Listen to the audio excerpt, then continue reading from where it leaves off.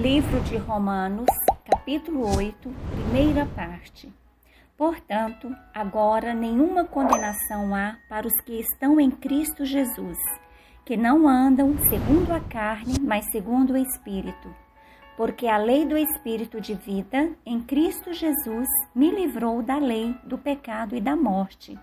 Porquanto o que era impossível à lei, visto como estava enferma pela carne, Deus, enviando seu Filho em semelhança da carne do pecado, pelo pecado condenou o pecado na carne, para que a justiça da lei se cumprisse em nós, que não andamos segundo a carne, mas segundo o Espírito.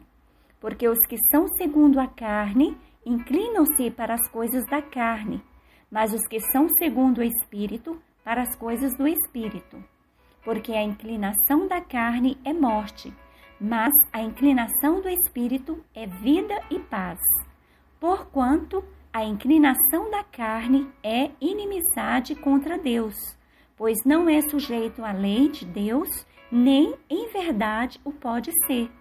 Portanto, os que estão na carne não podem agradar a Deus. Vós, porém, não estáis na carne, mas no Espírito, e se é que o Espírito de Deus habita em vós. Mas se alguém não tem o Espírito de Cristo, esse tal não é dele. E se Cristo está em vós, o corpo, na verdade, está morto por causa do pecado, mas o Espírito vive por causa da justiça.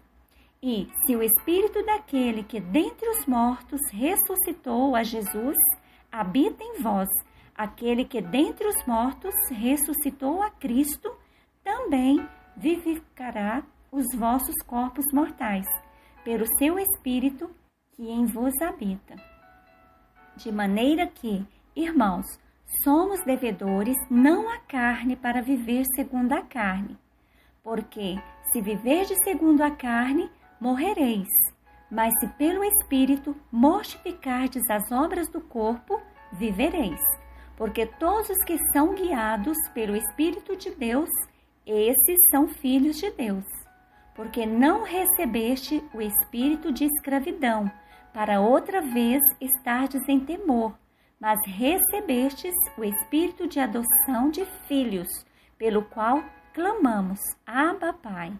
O mesmo Espírito testifica com o nosso espírito que somos filhos de Deus. E, se nós somos filhos, somos logo herdeiros também, herdeiros de Deus e co-herdeiros de Cristo, se é certo que com Ele padecemos, para que também com Ele sejamos glorificados. Porque para mim tenho por certo que as aflições deste tempo presente não são para comparar com a glória que nos há de ser revelada. Porque a ardente expectação da criatura espera a manifestação dos filhos de Deus. Porque a criação ficou sujeita à vaidade, não por sua vontade, mas por causa do que a sujeitou. Livro de Romanos, capítulo 8, segunda parte. Na esperança de que também a mesma criatura será libertada da servidão da corrupção para a liberdade da glória dos filhos de Deus. Porque sabemos que toda a criação geme e está juntamente com dores de parto até agora. E não só ela, mas nós mesmos, que temos as primícias do Espírito, também gememos em nós mesmos, esperando a adoção, a saber, a redenção do nosso corpo. Porque em esperança fomos salvos. Ora, a esperança que se vê não é esperança, porque o que alguém vê, como o esperará? Mas se esperamos o que não vemos, com paciência o esperamos. E da mesma maneira, também o Espírito ajuda as nossas fraquezas, porque não sabemos o que havemos de pedir convém, mas o mesmo Espírito intercede por nós com gemido inexprimíveis. E aquele que examina os corações sabe qual é a intenção do Espírito, e é Ele que, segundo Deus, intercede pelos santos.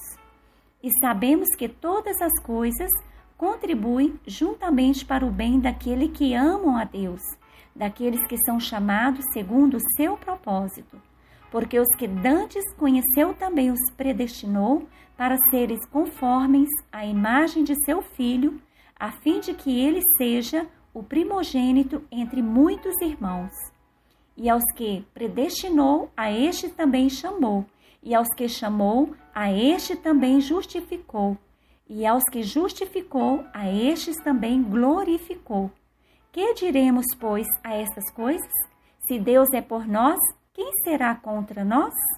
Aquele que nem mesmo a seu próprio Filho poupou, antes o entregou por todos nós, como nos não dará também com ele todas as coisas?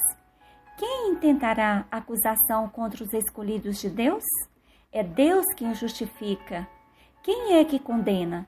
Pois é Cristo quem morreu, ou antes quem ressuscitou dentre os mortos, o qual está à direita de Deus e também intercede por nós.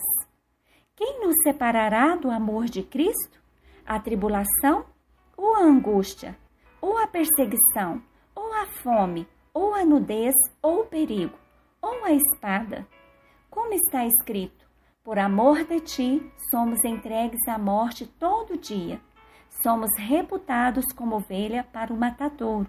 Mas em todas essas coisas somos mais do que vencedores, porque aquele que nos amou, porque estou certo de que nem a morte, nem a vida, nem os anjos, nem os principados, nem as potestades, nem o presente, nem o porvir, nem a altura, nem a profundidade, nem alguma outra criatura nos poderá separar do amor de Deus, que está em Cristo Jesus, nosso Senhor.